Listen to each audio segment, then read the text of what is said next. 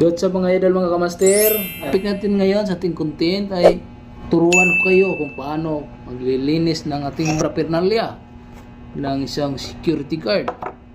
So umaga na to mga idol, ituturo ko sa inyo kung paano lilinisan itong mga paraphernalia ng isang gwardiya, mga idol, mga kamaster. Unang-una, kuha tayo ng metal polish. Metal polish mga idol.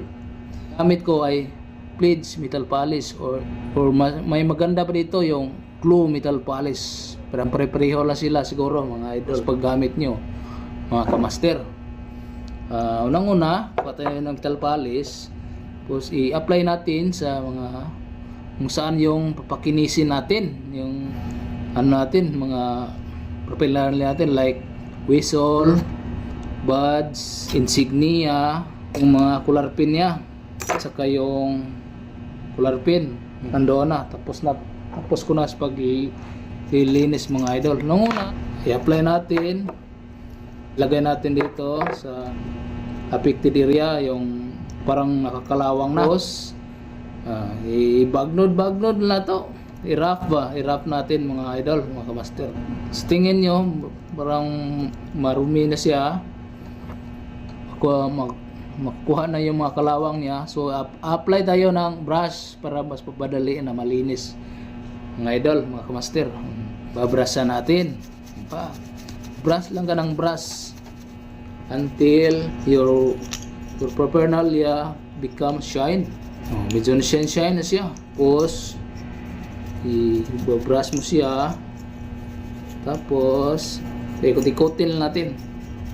Tapos ipahid mo yung kailangan na may cloth ka mga idol, mga kamaster, na pampunas.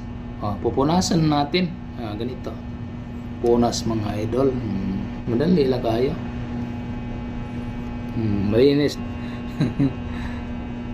Hindi na tumunog yung whistle natin. Hindi na makarinig ng magnakaw.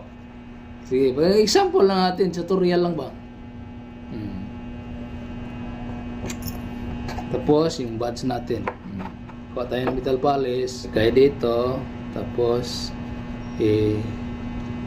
parang i-massage lang natin.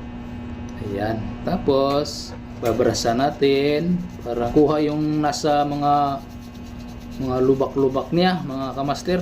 Sa ilalim ba yung hindi makuha ng sa punas. So punasan natin punas natin.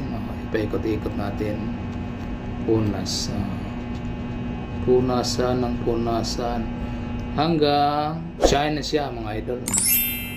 Shine siya parang pulis na siya. Kintab niya, makintab na.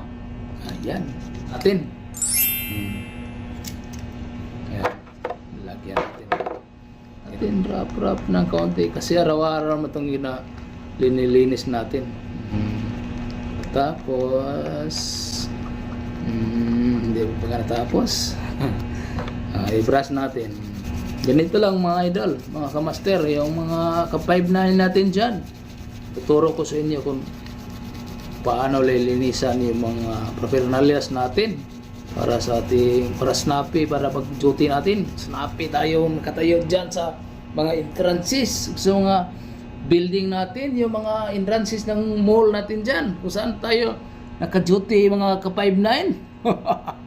Lalo na yung nasa malaking establishment tayo naka-duty, yung mga mamahalin mga sahod, mga idol, mga master. So gandahan natin, pakitabi natin yung mga paraphernalias natin tulad nito. Di ba? Shine na siya.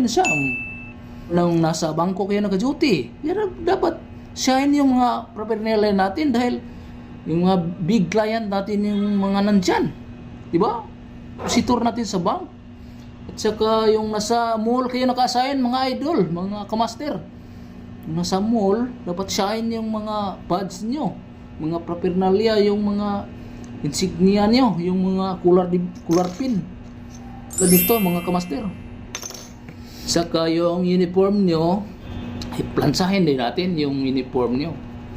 Yung sapatos nyo dapat ganito rin. Ganito rin yung sapatos nyo mga idol, mga master. Whitlock ba? Whitlock. Pwede dito pang pulis. Punas lang oh. China. Wow. Di ba? Lamang panimo ang isang pulis. Kung makatingin ng mga babae sa iyo, parang ay, kasnapi ni Chief. Parang siya si policeman. Di ba? Yung mga idol, patuloy natin.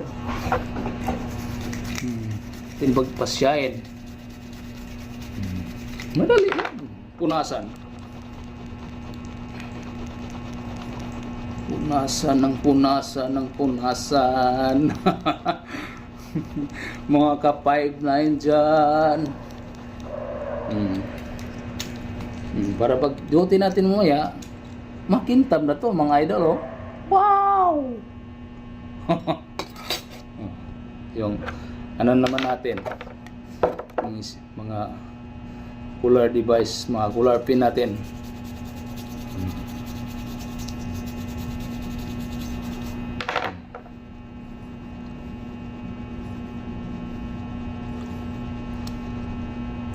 Yung mga magpa-shoutout dyan, shoutout natin si Ma'am MJ Alahas, mga idol, mga kamaster. Shoutout natin si Koy Vlogs, mga idol, mga kamaster. Mega love shoutout sa iyo, idol, si Koy Vlogs.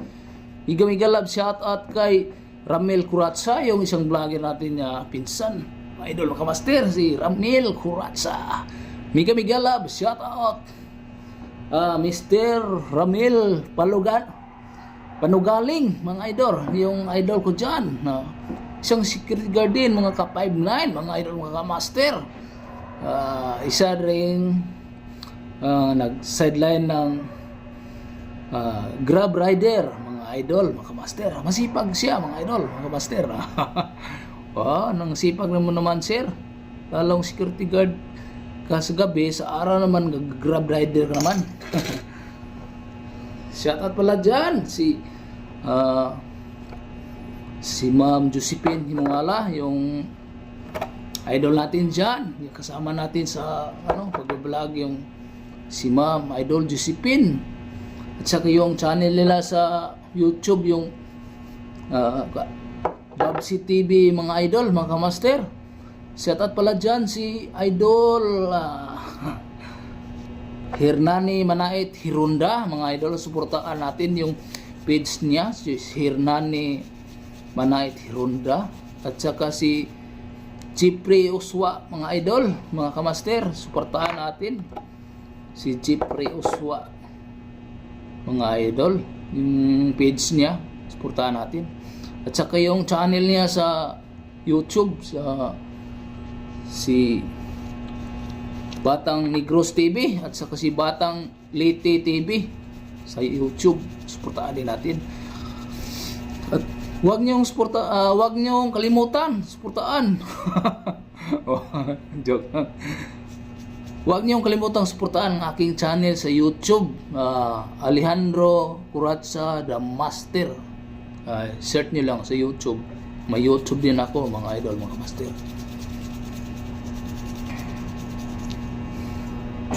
Aba, nahulog pa. Matagal ito na kinis yung natin. Tagal na, maaga na, gutom na ako. Mga master. Sige lang. Sige, tapusin natin itong natin ginagawa natin. Naka-on pa naman yung video natin. Mega love shoutout sa iyo lang dyan, yung mga Curatsa family, sila si Clarissa Silbusa, sila ni Annalyn Curatsa dyan sa Liloan, Cebu, mga kamaster. Mega love shoutout kay Ma'am Vilma Narbasa sa Asturias, Cebu, mga idol. Mega love shoutout sa inyong lahat dyan, yung Daga-Agbanga, Asturias, at saka Banban, Asturias, Cebu, mga kamaster. Shoutout dyan si Boy Mamaw Vlogs, idol, mga kamaster.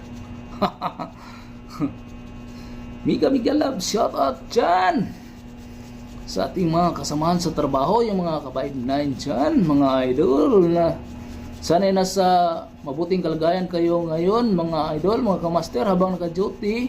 At saka keep safe always, mga ka-5-9, mga idol, Makinis na, mga idol. Makinis na. Yan. Wow! Lang yung video natin, mga idol, mga kamaster. Hanggang dito na lang. Ayo, mga idol, mga kamaster, thank you so much sa mga mainito ninyong mga suporta, mga idol, mga kamaster.